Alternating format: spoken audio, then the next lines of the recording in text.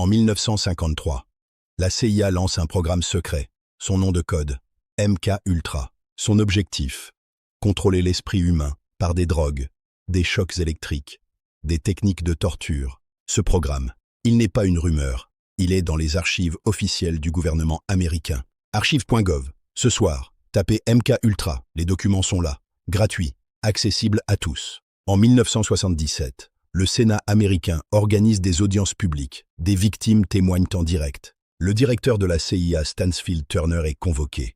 Il confirme, le programme existait. Il admet, devant le Sénat américain, sous serment, ce n'est pas une théorie du complot. 150 projets distincts sous le label MK-Ultra dans 80 institutions différentes. Des universités, des hôpitaux, des prisons, tous financés secrètement par la CIA. Les techniques utilisées, LSD administré sans consentement, privation totale de sommeil, électrochoc répété jusqu'à l'amnésie, isolement sensoriel, hypnose forcée, sur des sujets qui ne savaient pas participer à un programme gouvernemental. Des prisonniers, des malades mentaux, des militaires, des civils ordinaires, et selon certains documents partiellement déclassifiés, des enfants. Hawkins Lab dans Stranger Things, ce laboratoire fictif, ses bases réelles sont dans ses archives. La question la plus dérangeante sur MK-Ultra, est-ce que des enfants ont vraiment été utilisés? La réponse dans les documents déclassifiés. Des institutions pour mineurs recevaient des financements CIA, via des fondations écrans, des intermédiaires, pour cacher l'origine gouvernementale des fonds. La fondation Geschichter, documentée.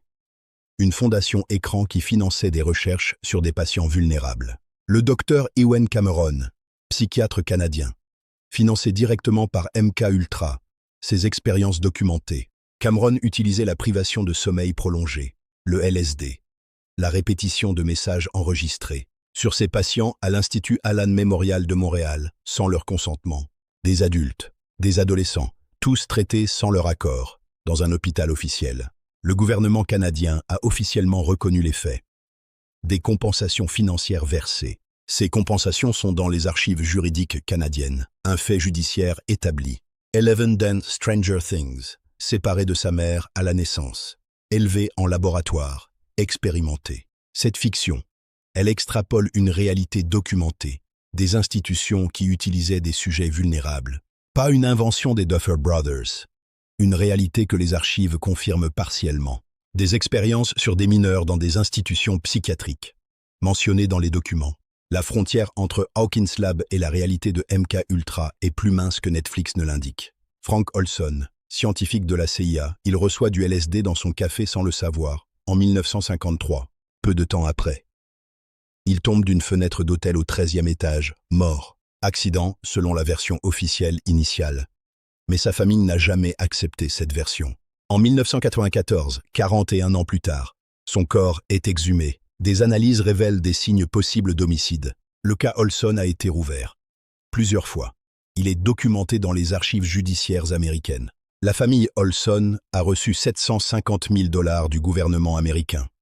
Une compensation officielle. Cette compensation valide implicitement la responsabilité gouvernementale dans sa mort. Linda McDonald, patiente du Dr Cameron à Montréal dans les années 1950. Elle décrit la privation de sommeil forcé, les électrochocs, le LSD, la perte de mémoire. Son témoignage est enregistré, archivé, partie des dossiers officiels sur MK-Ultra. Elle décrit avoir oublié comment marcher, comment parler, comment être elle-même. Des victimes dont la vie a été détruite par un programme gouvernemental qui cherchait le contrôle mental. Leurs témoignages sont dans les archives du Sénat américain, consultables sur congress.gov. Ces gens ont existé. Ils ont souffert. Leurs mots sont dans des archives officielles. Ce ne sont pas des personnages de série. Ce sont des êtres humains dont les vies ont été brisées. Les Duffer Brothers l'ont dit publiquement. Stranger Things s'appelait initialement Montauk. Montauk, un village à l'extrémité de Long Island, New York, et quelque chose de plus. Camp Hero, une ancienne base militaire à Montauk, officiellement fermée en 1981. Aujourd'hui, un parc d'État. Mais ces installations souterraines soulèvent des questions. Des témoignages d'anciens militaires et employés qui affirment avoir travaillé dans cette base après 1981. Preston Nichols, un des témoins les plus cités.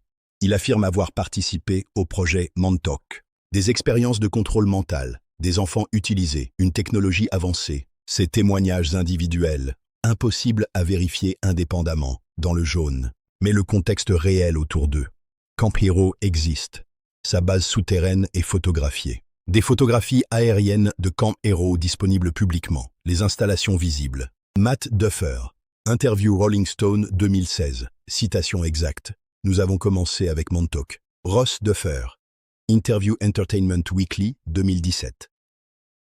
Les vrais programmes gouvernementaux sont effrayants. Ces citations sont archivées, consultables sur les sites des magazines. Ce soir, les créateurs confirment l'inspiration directe, pas une interprétation, leurs propres mots. De Montauk à Hawkins, un glissement géographique. La réalité reste la fondation. La CIA cherchait-elle vraiment des personnes avec des capacités psychiques? La réponse officielle, oui. Le projet Stargate, programme officiel de la CIA et de l'armée américaine, de 1978 à 1995. Son objectif, développer et utiliser la vision à distance, la télépathie, pour des opérations militaires. Ce programme est officiellement documenté, déclassifié en 1995, disponible sur CIA.gov. CIA.gov Reading Room. Tapez Stargate, des milliers de pages, gratuites, accessibles ce soir. Le programme Stargate a coûté 20 millions de dollars de fonds publics américains sur 17 ans. Des millions de dollars pour chercher des pouvoirs psychiques dans un programme gouvernemental officiel. Ingo Swann, le principal sujet testé. Il prétendait décrire des lieux sans les avoir visités. Ces séances de vision à distance, testées en laboratoire, documentées dans les archives déclassifiées. Pat Price. Un autre sujet. Il décrit une installation soviétique secrète, que la CIA vérifie ensuite. La CIA vérifie et confirme partiellement certaines descriptions de Price. Le rapport est archivé. Les résultats officiels publiés par le gouvernement américain en 1995. Supérieurs au hasard. Supérieurs au hasard. Le gouvernement américain l'a écrit. Dans son rapport officiel de clôture, le docteur Russell Targ, physicien de Stanford, dirigeait le programme. Il témoigne de ses résultats. Eleven développe ses pouvoirs dans un laboratoire gouvernemental. Le Stargate cherchait exactement ça. Eleven dans le tank d'isolation. Elle flotte, les yeux bandés, coupée du monde. Ce n'est pas qu'une simple fiction. Cette technique du tank d'isolement sensoriel est réelle. Son histoire est documentée depuis 1954. Le neuroscientifique John Lilly l'a inventée pour étudier les états modifiés de conscience, sans chimie. La CIA s'est rapidement intéressée à ces recherches. MK-Ultra utilisait l'isolement comme technique. Lilly rapportait des visions d'entités et de dimensions parallèles. Des notes publiées officiellement. Le projet Stargate utilisait des états similaires pour tenter la vision à distance. Exactement comme Eleven. MK-Ultra n'était pas seul. L'URSS avait son propre programme secret, le programme Psychotronics. L'objectif était identique à celui des Américains. Le contrôle mental et les armes psychiques. Nina Kulagina, présentée comme télékinésiste, était testée officiellement par des scientifiques soviétiques. Même Uri Geller a été testé par la CIA et le KGB, simultanément, dans des laboratoires d'État. C'était une véritable guerre froide des pouvoirs psychiques. Documentée des deux côtés du rideau de fer. Et Hawkins, une ville ordinaire qui cache un secret gouvernemental, c'est déjà arrivé. Oak Ridge, Tennessee, créé en secret en 1942 pour accueillir le projet Manhattan, la bombe atomique. Des dizaines de milliers d'habitants y vivaient sans savoir ce qui se passait dans leur propre ville. Même logique à Los Alamos.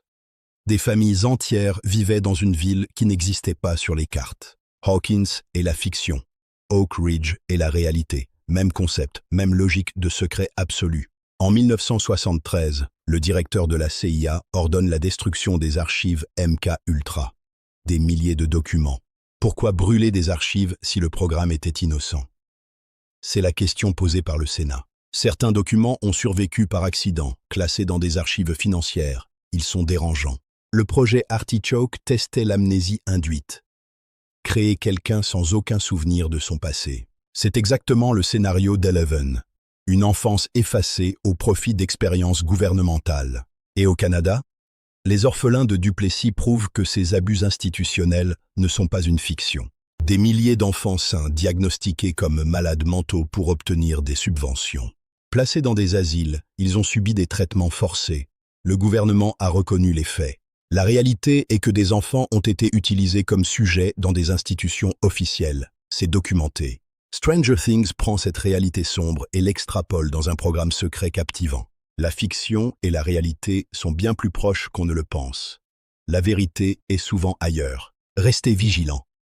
Les secrets les plus profonds sont ceux que l'on ne soupçonne jamais. Le monde à l'envers, une dimension sombre, miroir d'une autre. Les physiciens en parlent depuis 1957. Hugh Everett III, physicien de Princeton, sa thèse de 1957, l'interprétation des mondes multiples. Chaque décision quantique crée une bifurcation. Un univers parallèle se génère, mathématiquement. Cette thèse, publiée dans Physical Review, une revue académique sérieuse, pas un blog conspirationniste. Elle est l'une des interprétations les plus discutées de la mécanique quantique. Mainstream, la théorie des cordes.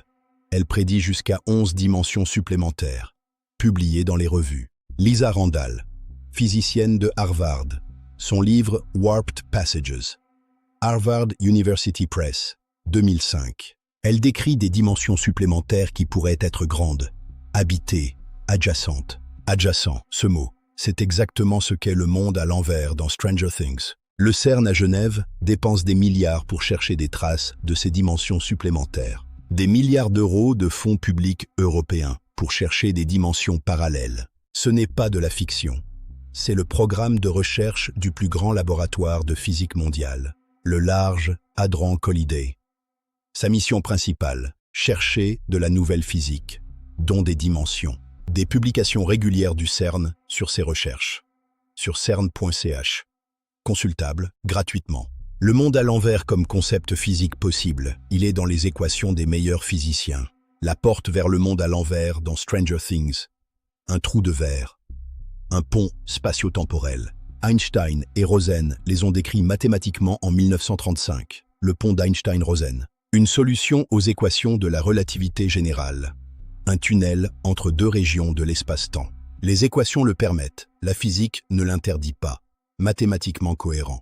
Kip Thorne, prix Nobel de physique 2017. Il a publié sur les trous de verre traversables. Traversables, des trous de verre qu'on pourrait emprunter, sous certaines conditions théoriques. Ses publications dans Physical Review Letters, une revue académique de premier rang. Consultable. Thorne a coécrit la science d'Interstellar avec Christopher Nolan, pour la rendre physiquement exacte. Un prix Nobel de physique qui valide la science d'un film sur les trous de verre. La frontière se brouille. Les conditions nécessaires pour un trou de verre traversable.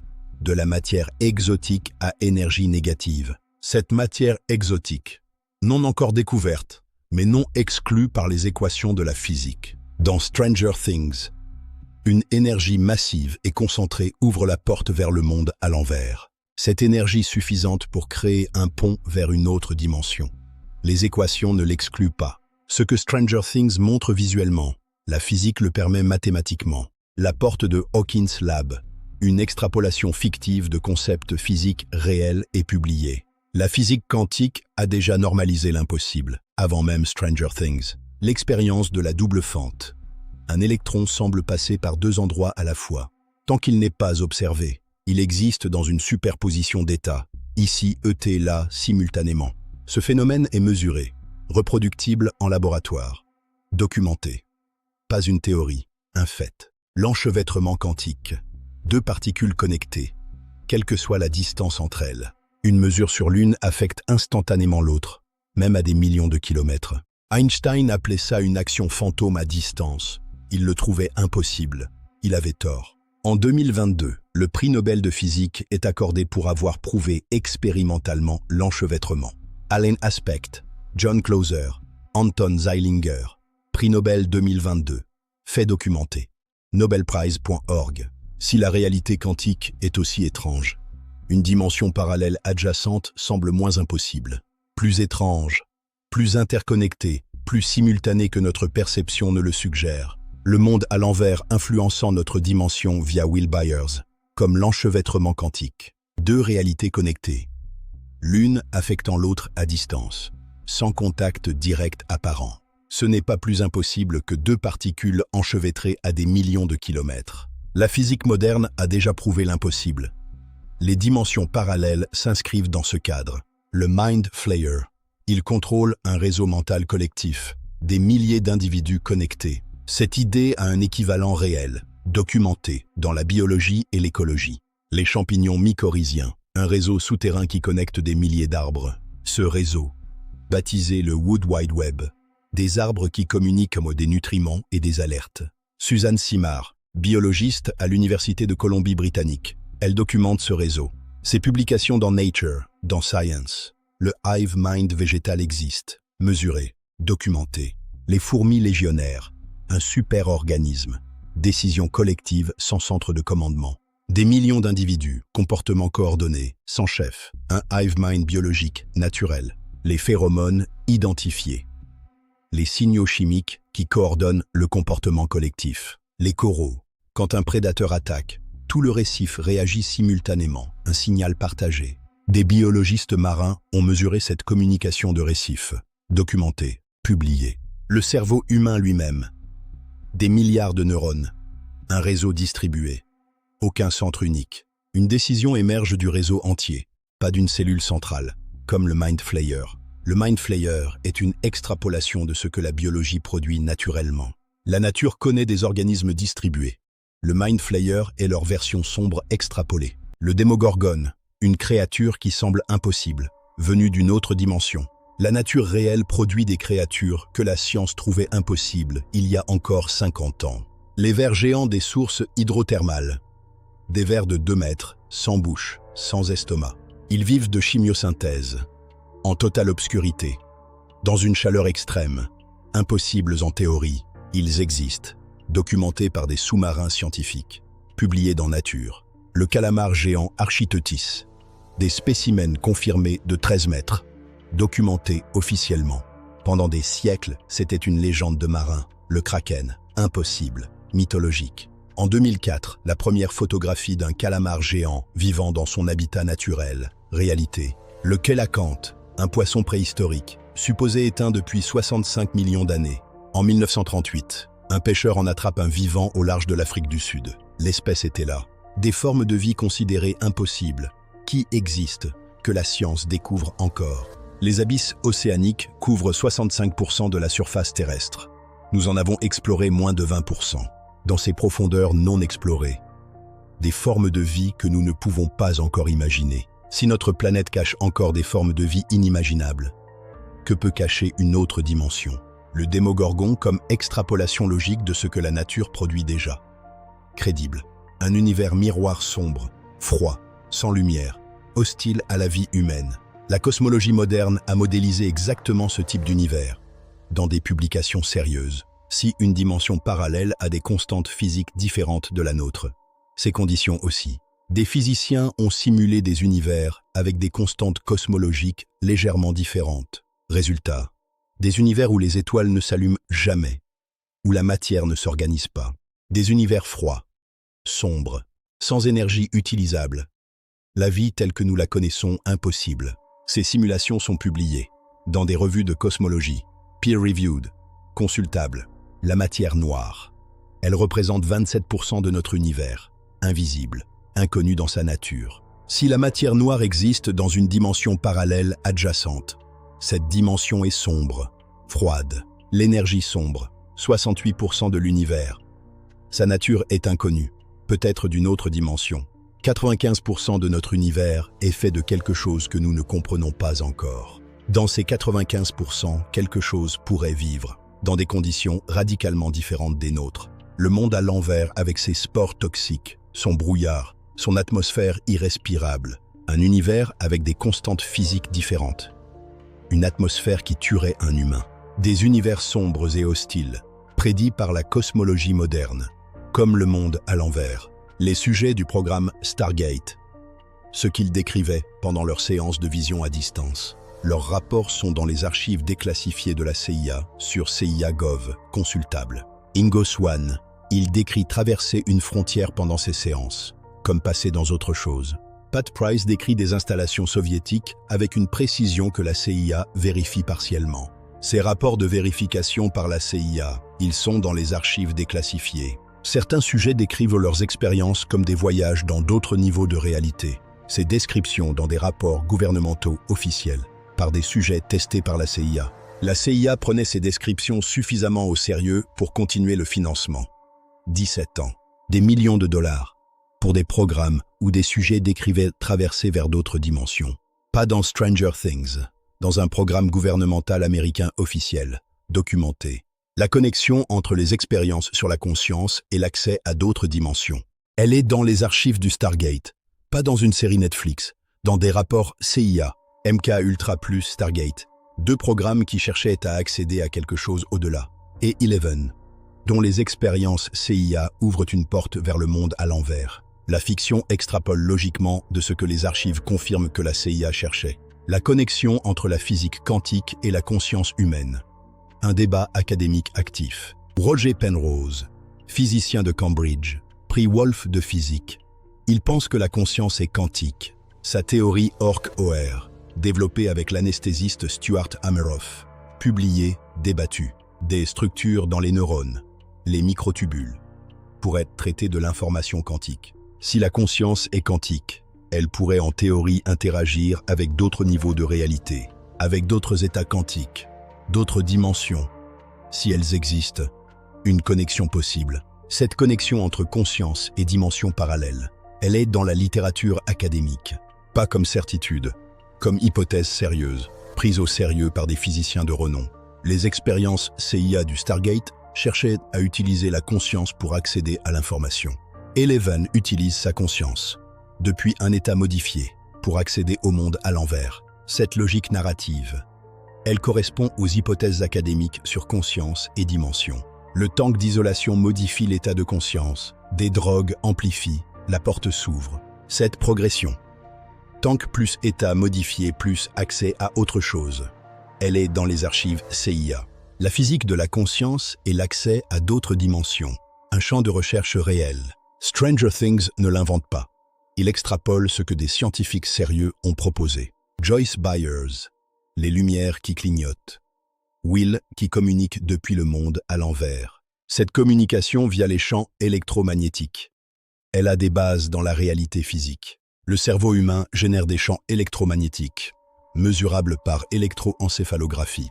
Si une dimension parallèle existe et si elle partage des interactions avec notre espace-temps, des fluctuations électromagnétiques pourraient en être la manifestation.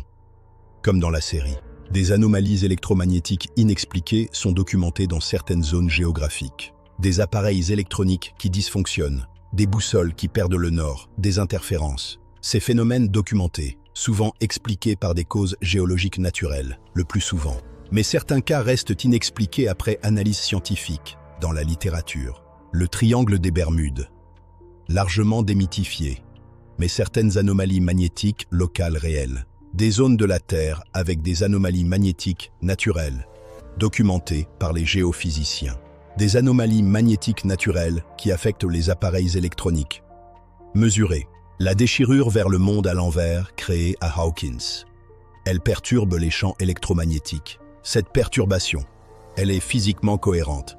Si un tunnel entre dimensions existait, les lumières de Joyce, plus qu'un procédé narratif, une extrapolation de physique cohérente. La mécanique quantique, un principe fondamental. L'observateur affecte ce qu'il observe. L'expérience de la double fente le démontre.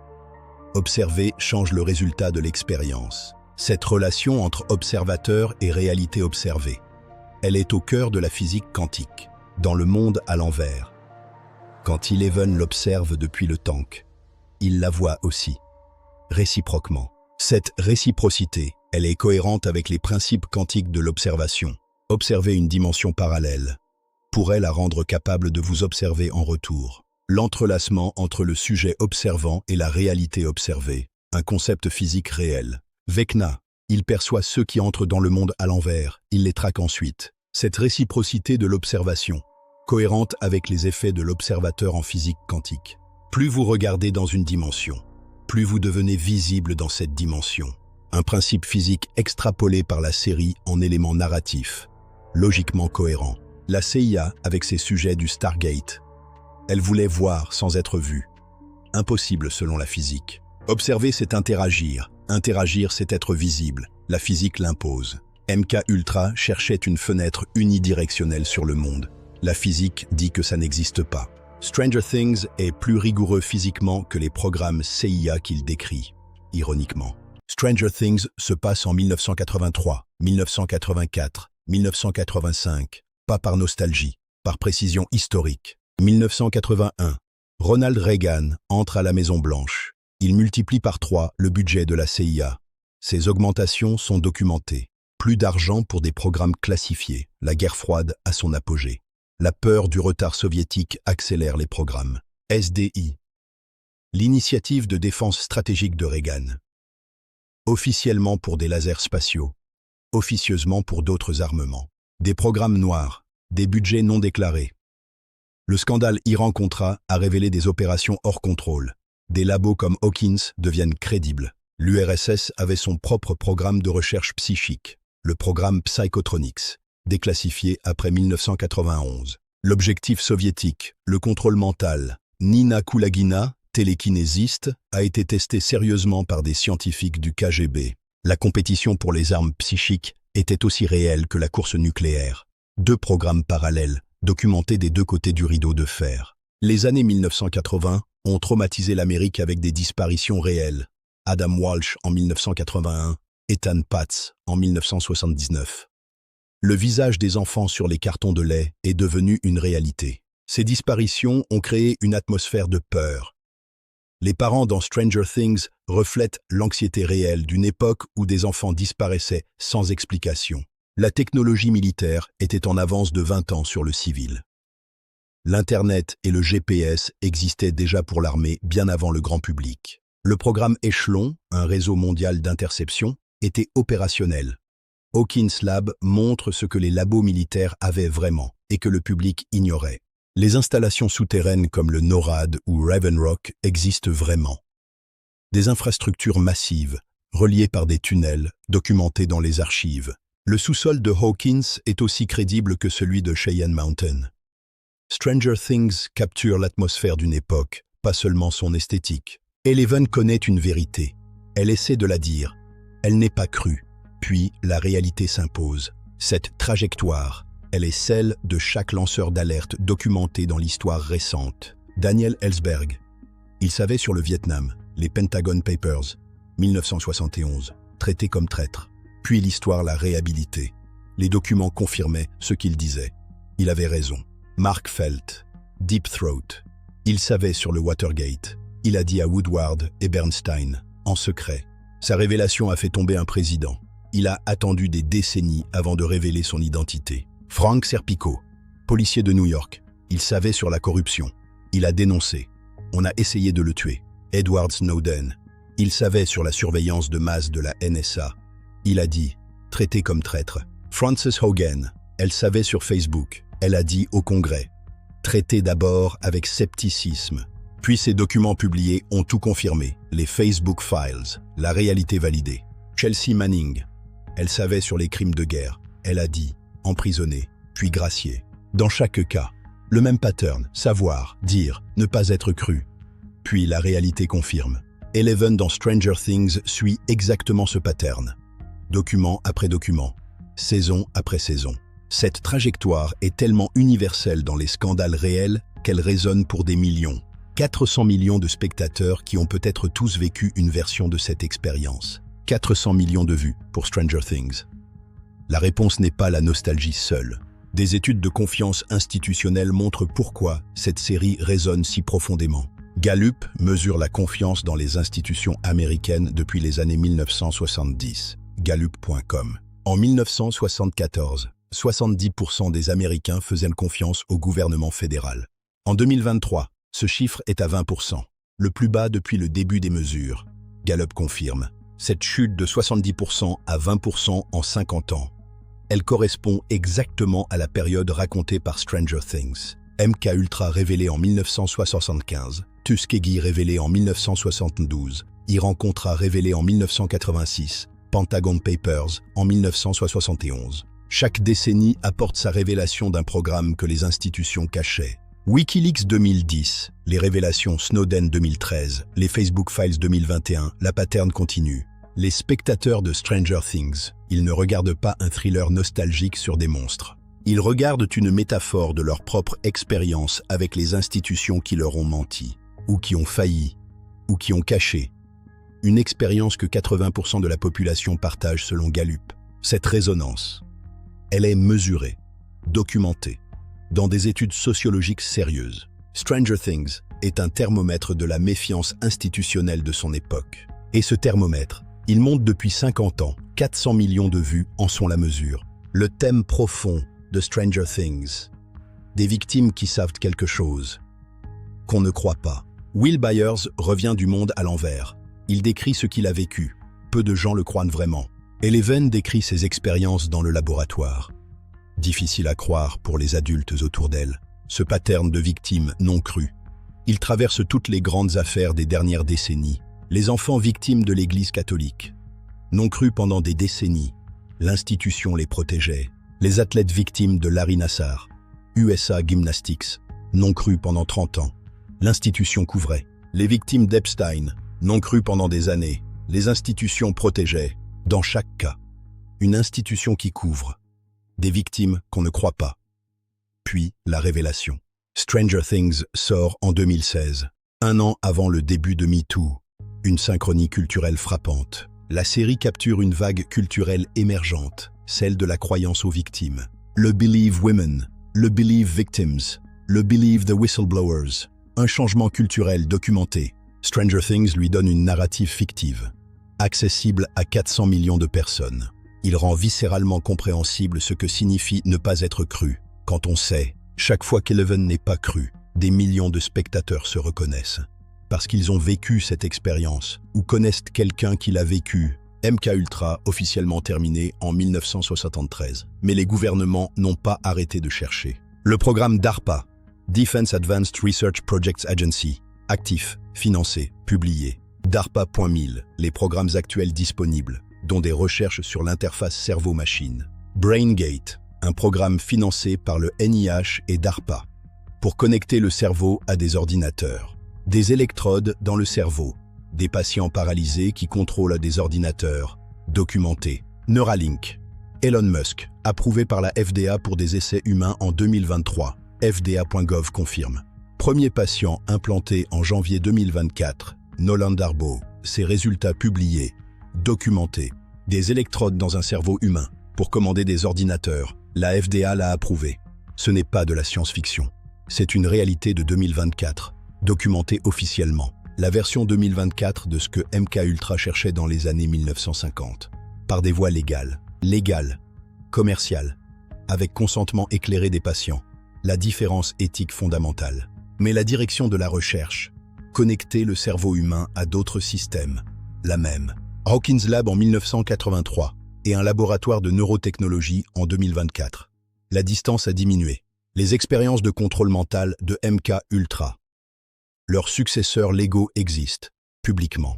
Stranger Things n'est pas de l'histoire ancienne. Il décrit le début d'un continuum qui continue. La génération Z, née entre 1997 et 2012. Elle constitue une grande partie de l'audience de Stranger Things. Cette génération a grandi avec Wikileaks, les révélations Snowden, les Facebook Files, Cambridge Analytica. Elle n'a pas découvert que les institutions peuvent mentir. Elle a toujours su. C'est son point de départ. Pour les générations précédentes, la découverte que les institutions mentaient était un choc. Pour la génération Z, c'est une donnée de base, une réalité intégrée depuis l'enfance. Stranger Things leur donne une narrative sur leur propre rapport au monde et à la vérité. Une narrative où les héros ne sont pas ceux qui défendent les institutions, mais ceux qui les défient. Ce changement, de héros institutionnels à héros anti-institutionnels, il est culturellement massif. Des études sur les attitudes de la génération Z envers les institutions. Consultables sociologiquement. Une génération qui fait moins confiance aux médias traditionnels, au gouvernement, aux experts, pas par cynisme, par information, parce qu'elle a vu les preuves, document après document. Stranger Things parle à cette génération dans son langage, celui de la méfiance documentée. Stranger Things parle à cette génération dans son langage, celui de la méfiance documentée. Il leur dit « Vous avez raison de questionner, les institutions cachent des choses, la preuve MKUltra. » Cette validation culturelle, Elle explique en partie les 400 millions de vues. Un documentaire comme celui-ci permet de rendre conscient ce que Stranger Things rend intuitif. Eleven n'a pas de nom au début. Elle a un numéro, 11, comme un sujet d'expérience. Cette déshumanisation par le numéro.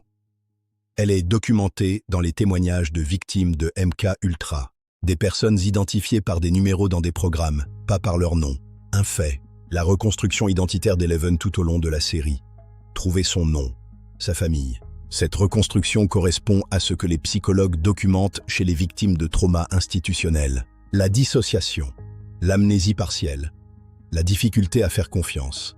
Tous des symptômes documentés. Des symptômes que les victimes de MK Ultra décrivaient dans leurs témoignages devant le Sénat. Eleven ne peut pas bien parler au début. Des mots courts, des phrases fragmentées. Les victimes de traumas sévères développent parfois des difficultés de langage. Documentées cliniquement. La reconstruction du langage, de la parole, de l'identité, tout au long des seasons. Cette progression narrative. Elle suit exactement les étapes documentées du traitement du trauma.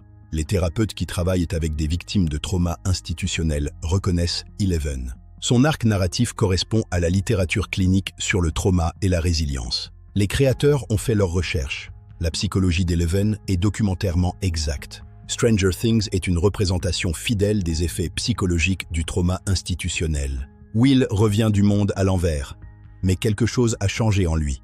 Pour toujours. Ce syndrome, la personne qui revient d'une expérience extrême, transformée, marquée.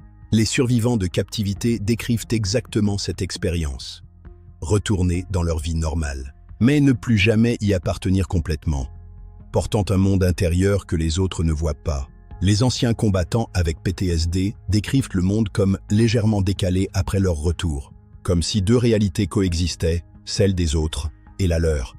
Qui a vu des choses impossibles? Ce double monde. Will le vit littéralement. Il voit encore le monde à l'envers parfois. Cette manifestation littérale d'un phénomène psychologique réel, c'est le génie de la série. Les flashbacks du monde à l'envers que vit Will. Ils correspondent cliniquement aux flashbacks de PTSD. Des reviviscences involontaires, déclenchées par des stimuli, décrites cliniquement depuis des décennies. La psychologie de Will est documentairement exacte, validée par les cliniciens qui suivent les victimes.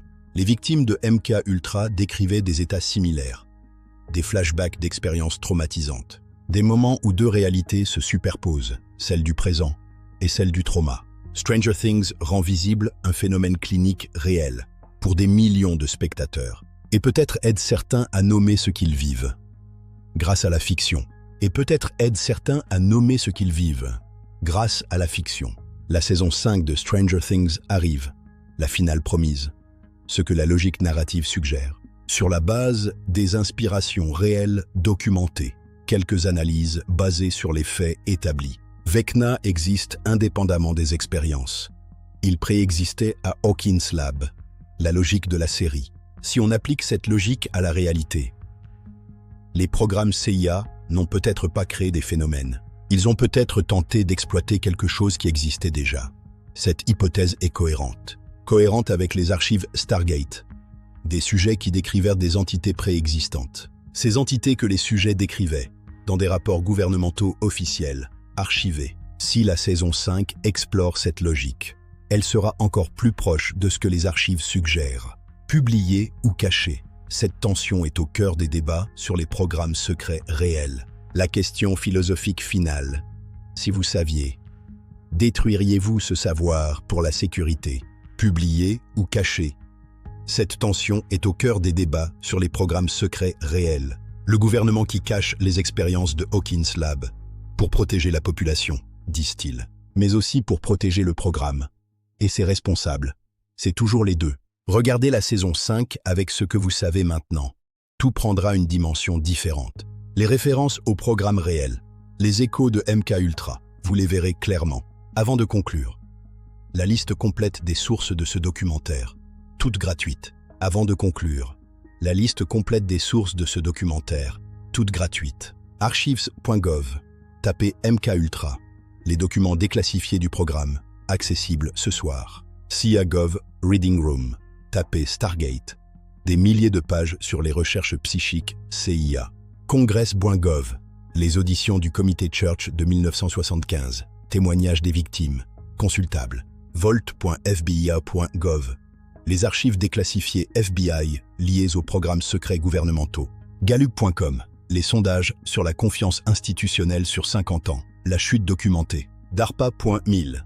Les programmes actuels de recherche avancée. Certains publics. Consultable. FDA.gov. L'approbation des essais Neuralink 2023. Un fait documenté officiellement. Nobelprise.org. Le prix Nobel 2022 pour l'enchevêtrement quantique. Aspect Clauser-Zeilinger. Les publications académiques citées. Physical Review, Nature, Science, dans la description. Les interviews des Duffer Brothers. Rolling Stone, Entertainment Weekly. Leurs citations exactes. nsmec.org. Le National Center for Missing and Exploited Children. Créé après la disparition d'Adam Walsh. Toutes ces sources dans la description de cette vidéo, avec les liens directs. Vérifiez, c'est ce que Mystère Déclassifié vous demande, sur chaque documentaire. Toujours. La vérité vous appartient, sur Stranger Things, sur MK Ultra, sur votre époque. Toujours. Ce documentaire a établi la réalité derrière Stranger Things, avec des sources vérifiables. MK Ultra, réel, documenté, jugé devant le Congrès, archive.gov ce soir. Le projet Stargate, réel. La CIA a cherché des pouvoirs psychiques. 17 ans, 20 millions de dollars. Les dimensions parallèles, dans les équations de Harvard, Princeton, et d'un prix Nobel de physique. C'est fait, tous dans le vert. Vérifiable ce soir, suffisamment dérangeant sans aucune extrapolation. Regardez la saison 5 avec ses connaissances. Tout sera plus riche, plus troublant, plus réel. Si vous voulez aller plus loin, regardez notre documentaire sur les élites mondiales. La connexion entre MK Ultra et les programmes gouvernementaux secrets d'aujourd'hui. Et notre documentaire sur les Nordiques. La connexion entre les extraterrestres et les programmes CIA. Toute la série Mystère Déclassifié. Un fil conducteur, des institutions qui cachent, des vérités qui émergent. Abonnez-vous à Mystère Déclassifié. Activez la cloche rouge. Ne manquez aucune révélation. La vérité vous appartient. Toujours. C'est la promesse de Mystère Déclassifié.